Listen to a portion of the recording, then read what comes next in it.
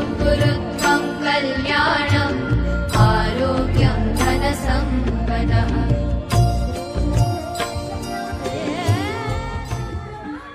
शुभं कुरु त्वं कल्याणम् आरोग्यं धनसम्पदः शुभं कुरु त्वं कल्याणम् आरोग्यं धनसम्पदः शत्रुबुद्धिविनाशाय दीपज्योतिर्नमोऽस्तुते दीपज्योतिर्नमोऽस्तुते शुभं कुरु त्वं कल्याणम् आरोग्यं धनसम्पदः शुभं कुरु त्वं कल्याणम् आरोग्यं धनसम्पदः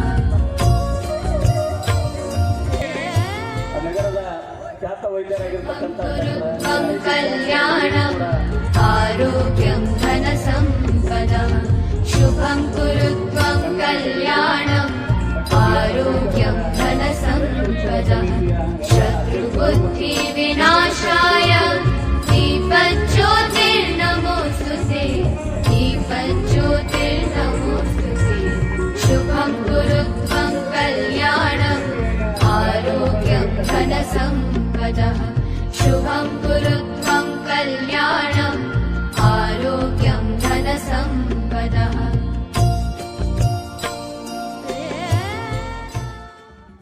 शुभं कुरु त्वं कल्याणम् आरोग्यं धनसम्पदः शुभं कुरु त्वं कल्याणम् आरोग्यं धनसम्पदः शत्रुबुद्धिविनाशाय दीपज्योतिर्नमोऽस्तुते दीपज्योतिर्नमोऽस्तुते शुभं कुरु त्वं कल्याणम् आरोग्यं धनसम्पदः शुभं कुरु त्वं कल्याणम् आरोग्यं धनसम्पदः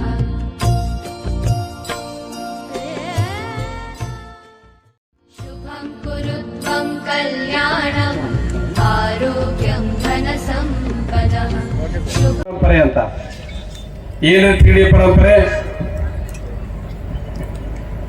ಡಿಜೆ ಹಚ್ಚುವುದು ಡ್ರಿಂಕ್ ಮಾಡುವುದು ಮತ್ತು ಡ್ಯಾನ್ಸ್ ಮಾಡುವುದು ಆ ಜಯಂತಿ ಉತ್ಸವಗಳು ಅರಿವಿನ ಉತ್ಸವಗಳಲ್ಲ ಅವು ಅಮಲಿನ ಉತ್ಸವಗಳು ಯಾವ ಮಹಾಪುರುಷರು ನಮ್ಮನ್ನ ಎಲ್ಲಾ ರೀತಿಯ ಅಮಲಿನಿಂದ ಹೊರತೆಗೆದು ಅರಿವಿನ ಬೆಳಕನ್ನು ನೀಡಿದ್ರು ಇವತ್ತು ಅಂತಹ ಮಹಾಪುರುಷರ ವಿಚಾರಧಾರೆಯನ್ನ ನಾವು ಅಮಲು ಮಾಡುವುದರ ಮುಖಾಂತರ ಅದಕ್ಕೆ ಅವಮಾನಗೊಳಿಸ್ತಾ ಇದ್ದೀವಿ. ಅದಕ್ಕೆ ನನಗೆ ಇವತ್ತಿನ ಕಾರ್ಯಕ್ರಮ ಬಹಳ ವಿಶೇಷ ಅನಿಸ್ತು, ತುಂಬಾ ವಿಶೇಷ.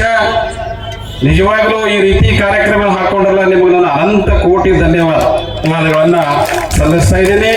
ಇದು ಪ್ರತಿಯೊಬ್ಬರಿದ ಆದರ್ಶವನ್ನ ತಗೊಳ್ಬೇಕು. ಯಾಕಂದ್ರೆ 2 ವರ್ಷ ಆಯ್ತು ನಾನು ಯಾವುದೇ ಜಯಂತಿಯಲ್ಲಿ ಭಾಗವಹಿಸ್ತಾ ಇಲ್ಲ. ಅದಕ್ಕೆ ಏನು ಕಾರಣಪ್ಪ ಅಂದ್ರೆ, ಯಾವ ಜಯಂತಿಯಲ್ಲಿ ಕುಣಿತಾರೆ ಆ ಜಯಂತಿಗಳಿಗೆ ನಾನು ಬರುವುದಿಲ್ಲ ಅಂತ ಖಡಾಖಂಡಿತವಾಗಿ ಹೇಳಿ ಹೋಗೋದನ್ನೇ ಬಿಟ್ಟಿನಿ ನಾನು. ಅದಕ್ಕೆ ಇಂಥ ಒಂದು ಬರೀ ಕೇವಲ ಬಾಬಾ ಸಾಹೇಬರ ಜಯಂತಿ ಅಲ್ಲ, ಯಾವುದೇ ಒಂದು ಮಹಾಪುರುಷರ ಜಯಂತಿಯಲ್ಲಿ ಈ ಒಂದು ಕೆಟ್ಟ ಒಂದು ಚಾಳಿ ನಡೀತಾ ಇದೆ.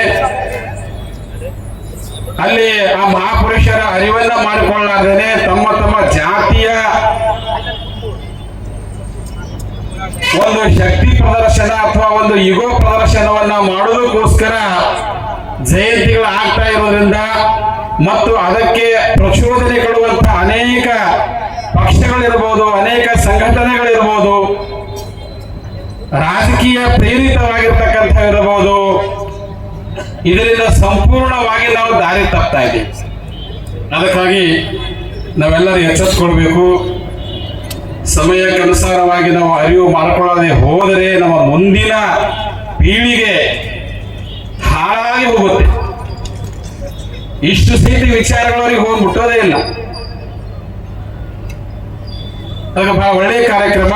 ಮತ್ತು ಇವತ್ತು ವಿಶೇಷವಾಗಿ ಏನಪ್ಪಾ ಅಂತಂದ್ರೆ, ಸತ್ಯ ಶೋಧಕ ಮಹಾತ್ಮ ಜ್ಯೋತಿರಾವ್ ಫುಲೆಯವರ ಜಯಂತಿಯೂ ಕೂಡ ಇದೆ.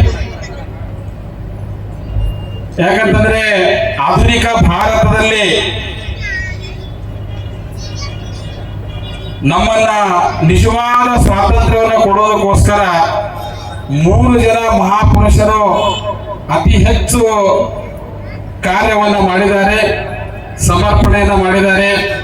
ಅವ್ರು ಯಾರಪ್ಪ ಅಂತಂದ್ರೆ ಮಹಾತ್ಮ ಜ್ಯೋತಿರಾವ್ ಫುಲೆ, ಛತ್ರಪತಿ ಶಾಹು ಮಹಾರಾಜ್, ಡಾಕ್ಟರ್ ಬಾಬಾ ಸಾಹೇಬ್ ಅಂಬೇಡ್ಕರ್. ನೆನಪಿಟ್ಕೋಬೇಕು ನೀವು ಈ 3 ಜನರನ್ನ, ಫುಲೆ, ಶಾಹು, ಅಂಬೇಡ್ಕರ್ ಅಂತ. 1848ರಿಂದ 1950 ಸಂವಿಧಾನ ಜಾರಿ ಆಗುವವರೆಗೆ 108 ವರ್ಷಗಳ ಒಂದು ಸಂಘರ್ಷ ಇದೆ. ಮಹಾತ್ಮ ಫುಲೆಯಿಂದ ಬಾಬಾ ಸಾಹೇಬ್ ಅಂಬೇಡ್ಕರ್ ವರೆಗೆ 108 ವರ್ಷಗಳ ಒಂದು ಕ್ರಾಂತಿ ಹೋರಾಟ. ಅದು ಯಾರಿಗಾಗಪ್ಪ ಅಂತಂದ್ರೆ ಈ ದೇಶದಲ್ಲಿ ಸಾವಿರಾರು ವರ್ಷಗಳಿಂದ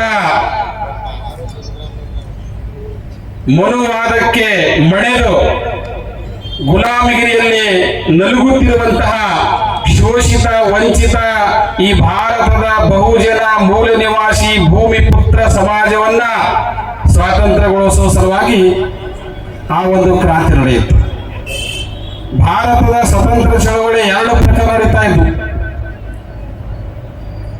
ಒಂದು ಬ್ರಿಟಿಷರ ವಿರುದ್ಧ ನಡೀತಾ ಇತ್ತು, ಇನ್ನೊಂದು ಸಾವಿರಾರು ವರ್ಷಗಳಿಂದ ಏನು ಗುಲಾಮಗಿರಿಯೆಲ್ಲ ಇಟ್ಟಿದ್ದಾರೆ ಆ ವ್ಯವಸ್ಥೆಯ ವಿರುದ್ಧ ಒಂದು ಚಳವಳಿ ನಡೀತಾ ಇದೆ.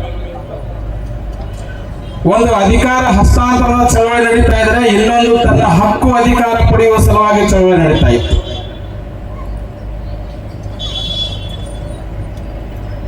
ಮಹಾತ್ಮ ಜ್ಯೋತಿರಾವ್ ಫುಲೆ, ಶಾಹು ಮಹಾರಾಜರು ಮತ್ತು ಡಾಕ್ಟರ್ ಬಾಬಾ ಸಾಹೇಬ್ ಅಂಬೇಡ್ಕರ್ ಚಳವಳಿ ಅಂತಂದ್ರೆ freedom of the people of the country. Gandhi, Nehru, Patel, Tilak ಇವರೆಲ್ಲ ಏನಿದ್ರಲ್ಲ, ಲಾಲ್ ಬಾಲ್ ಪಾಲ್, ಚಟರ್ಜಿ, ಮುಖರ್ಜಿ, ಬ್ಯಾನರ್ಜಿ, ರಾನಡೆ, ಅಗರ್ಕರ್, ಗೋಖಲೆ ಇವರೆಲ್ಲರ ಚಳವಳಿ ಅಂತಂದ್ರೆ ಅದು only freedom of the country. ಅದನ್ನು ಕೇವಲ ಮನುವಾದಿಗಳಿಗೆ ಮಾತ್ರ ಸ್ವರಾಜ್ಯ, ಜನ್ಮಸಿದ್ಧ ಹಕ್ಕು ಅಂದ್ರೆ ಸ್ವರಾಜ್ಯ, ತಮ್ಮ ಜಾತಿಯವರಿಗೆ ಮಾತ್ರ ಅಧಿಕಾರ ಸಿಗಬೇಕನ್ನುವಂತ ಒಂದು ಚಳವಳಿ ನಡೀತಾ ಇದ್ರೆ, ಒಂದು ಫ್ರೀಡಮ್ ಆಫ್ ದ ಕಂಟ್ರಿ ಚಳವಳಿ ನಡೀತಾ ಇದ್ರೆ, ಇನ್ನೊಂದು freedom of the people of the country ನಡೀತಾ ಇತ್ತು ಚಳವಳಿ. ನಮ್ಮೆಲ್ಲರಿಗೂ ಸ್ವತಂತ್ರವನ್ನು ತಂದು ಕೊಟ್ಟವರು ಫುಲೆ, ಶಾಹು, ಅಂಬೇಡ್ಕರ್. ಅದರಲ್ಲಿ ಮಹಾತ್ಮ ಫುಲೆಯವರ ಬಹಳ ದೊಡ್ಡ ಕೊಡುಗೆ ಇದೆ, ಬಹಳ ದೊಡ್ಡ ಕೊಡುಗೆ. ಅವರಲ್ಲಿ ಕ್ರಾಂತಿಯ ಕಿಡಿ ಬಂತು. ಒಬ್ಬ ಮಾಲಗಾರ ಸಮಾಜದ ಹೂ ವ್ಯಾಪಾರ ಮಾಡುವ ಮನೆತನದ ಜ್ಯೋತಿರಾವ್ ಫುಲೆಯವರು ಆ ಸಮಯದಲ್ಲಿ ಉನ್ನತ ಶಿಕ್ಷಣವನ್ನು ಪಡೆದವರು. ಈಗ ಅವರು OBCಯಲ್ಲಿ ಬರ್ತಾರೆ ಫುಲೆಯವರು. ಇದು ಹೇಳಬೇಕಾಗುತ್ತೆ, ಇದರ ಅವಶ್ಯಕತೆ ಇದೆ. ತಮ್ಮ ಗೆಳೆಯನ, ಒಬ್ಬ ಬ್ರಾಹ್ಮಣ ಗೆಳೆಯ ಅವನ ಮದುವೆಗೆ ಹೋದಾಗ, ಒಬ್ಬ ಪರಾಂಜಪೆ ಅಂತ ಅವನ ಗೆಳೆಯನ ಮದುವೆಗೆ ಹೋದಾಗ ಅಲ್ಲಿ ಬ್ರಾಹ್ಮಣರು ನೋಡಿ ಏನಂತಾರೆ, ಇವನು ಯಾರು? ಜ್ಯೋತಿರಾವ್ ಫುಲೆ ಅವರು ಬಹಳ ಚೆನ್ನಾಗಿರ್ತಿದ್ರು, ಒಳ್ಳೆ ಅವರ ಡ್ರೆಸ್ ಕೋಡ್ ಬಹಳ ಚೆನ್ನಾಗಿರ್ತಿತ್ತು, ಅವ್ರ ಹೇರ್ ಕಟಿಂಗ್ ಚೆನ್ನಾಗಿರ್ತಿತ್ತು, ತುಂಬಾ ಡಿಸೆಂಟ್ ಆಗಿ ಅವರು ಇರ್ತಾ ಇದ್ರು. ಇಷ್ಟೆಲ್ಲ ಇದ್ರೂ ಕೂಡ ಬ್ರಾಹ್ಮಣ ಪ್ರಶ್ನೆ ಮಾಡ್ತಾನೆ, ನಮ್ಮ ಈ ಒಂದು ಕಾರ್ಯಕ್ರಮದಲ್ಲಿ ಈತ ಯಾರು ಅಂದಾಗ ಆ ಪರಾಂಜಪೆ ಹೇಳ್ತಾನೆ, ನನ್ನ ಗೆಳೆಯ. ಗೆಳೆಯ ಅಂತಂದ್ರೆ ಯಾರು, ಯಾವ ಕುಲದವನು, ಯಾವ ಗೋತ್ರದವನು ಅಂತ ಕೇಳ್ತಾರೆ. ಅವಾಗ ಏನ್ ಹೇಳಿದ್ರು ಅವರು, ಇಲ್ಲ ಈತ ಮಾಲಗಾರ ಸಮಾಜದವನು, ಗೋವಿಂದರಾವ್ ಫುಲೆಯವರ ಮಗ ಅಂದ ಕೂಡಲೇ ಎಷ್ಟು ಸಿಟ್ಟು ಬರಬಾರ್ದು ಆತನಿಗೆ. ಈ ಶೂದ್ರ ಮುಂಡೆ ಮಗನಿಗೆ ನಮ್ಮ ಬ್ರಾಹ್ಮಣರ ಮದುವೆಯ ಈ ಮೆರವಣಿಗೆಯಲ್ಲಿ ನಾನು ಯಾಕೆ ಕರೆದಿದ್ರಿ, ನಾವು ಧರ್ಮ ಭ್ರಷ್ಟ ಮಾಡಿದೆ ಅಂತ ಹೇಳಿ ಅದೇ ಸಮಯದಲ್ಲಿ ಫುಲೆಯವರನ್ನ ಆ ಒಂದು ಮೆರವಣಿಗೆಯಿಂದ ಹೊರ ದೂಡುತ್ತಾರೆ. ಅವರಿಗೆ ಜಗಳ ಮಾಡಿ ಬೈದು ಹೊಡೆದು ಹೊರ ದೂಡಿದಾಗ ಅವಾಗ ಅವರು ತಿಳಿಯೊಳಗ ಏನಾಗಿರ್ಬೇಕು, ಅಲ್ಲ ನಾನು ಇಂಥ ಮನೆತನದವನು, 100 ಎಕರೆ ಜಮೀನು ಇರುವಂತ ನಮ್ಮ ತಂದೆ, ಇಂಥ ದೊಡ್ಡ ವ್ಯಾಪಾರ ಹೂಗಳನ್ನ ಮಾರ್ತಕ್ಕಂಥವ್ರು, ಸಮಾಜದಲ್ಲಿ ಪ್ರತಿಷ್ಠಿತನಾಗಿರ್ತಕ್ಕಂಥವನು, ನನ್ನನ್ನೇ ಇವರು ಶೂದ್ರ ಮುಂಡೆ ಮಗ ಎಂದು ಅವಮಾನಿಸ್ತಾರಂತ ಅಂದ ಮೇಲೆ ನನಗಿಂತ ಕೆಳಗಿರ್ತಕ್ಕಂಥ ಶೂದ್ರ, ಅತಿ ಶೂದ್ರ, ಅಸ್ಪೃಶ್ಯರ ಗತಿ ಏನು? ಪರಿವರ್ತನೆ ಅಲ್ಲೇನಾಯ್ತು? ಅವರ ಮನ ಪರಿವರ್ತನೆ ಆಯಿತು. ಎಲ್ಲಾ ಪರಿವರ್ತನೆಗೆ ಮೂಲ ಕಾರಣ ಯಾವುದು? ಪ್ರತಿಯೊಂದು ಪರಿವರ್ತನೆಗಳಿಗೆ ಮೂಲ ಪರಿವರ್ತನೆ ಅಂದ್ರೆ ವಿಚಾರ ಪರಿವರ್ತನೆ. ಎಲ್ಲಿವರೆಗೆ ವಿಚಾರ ಪರಿವರ್ತನೆ ಆಗುವುದಿಲ್ಲವೋ ಅಲ್ಲಿವರೆಗೆ ಯಾವ ಕ್ರಾಂತಿ ಕೂಡ ನಡೆಯುವುದಿಲ್ಲ ಜಗತ್ತಿನಲ್ಲಿ. ಅವಾಗ ಅವರು ಈ ನಿಜವಾದ ಇತಿಹಾಸವನ್ನ ಅಧ್ಯಯನ ಮಾಡ್ತಾರೆ. ನಮ್ಮ ಪೂರ್ವಜರ ಕುರಿತು ಅವರು ನಿಜವಾದ ಇತಿಹಾಸವನ್ನ ಬರೀತಾರೆ, ಸಾಕಷ್ಟು ಪುಸ್ತಕಗಳನ್ನ ಬರೀತಾರೆ. ಮಹಾತ್ಮ ಜ್ಯೋತಿರಾವ್ ಫುಲೆ ಅವರು ಸಮಾಜವನ್ನು ನಿರ್ಮಾಣ ಮಾಡ್ತಾರೆ, ಸತ್ಯ ಶೋಧಕ ಸಮಾಜ. ಇದೆಲ್ಲ ಏನಿದೆ ಸುಳ್ಳಿದೆ, ಇದರಲ್ಲಿ ಯಾವುದೂ ಸತ್ಯ ಇಲ್ಲ. ನಮ್ಮನ್ನ ಗುಲಾಮರನ್ನಾಗಿಸಿದರೆ ಧರ್ಮದ ಹೆಸರು ಮೇಲೆ ಗುಲಾಮರನ್ನಾಗಿಸಿದ್ದಾರೆ. ಆ ಸತ್ಯದ ಶೋಧನೆ ಮಾಡಬೇಕಂತಾರೆ, ಸತ್ಯ ಶೋಧನೆ ಮಾಡಿ ಸಾಕಷ್ಟು ಪುಸ್ತಕಗಳನ್ನ ಬರೆದು ನಮ್ಮನ್ನ ಅದರಿಂದ ಹೊರತರುವ ಪ್ರಯತ್ನವನ್ನ ಮಾಡ್ತಾರೆ. ಬಂಧುಗಳೇ, ಒಂದು ಮಾತು ನೆನಪಿಟ್ಕೊಳ್ಬೇಕು ನಾವು ಈ ಸಂದರ್ಭ.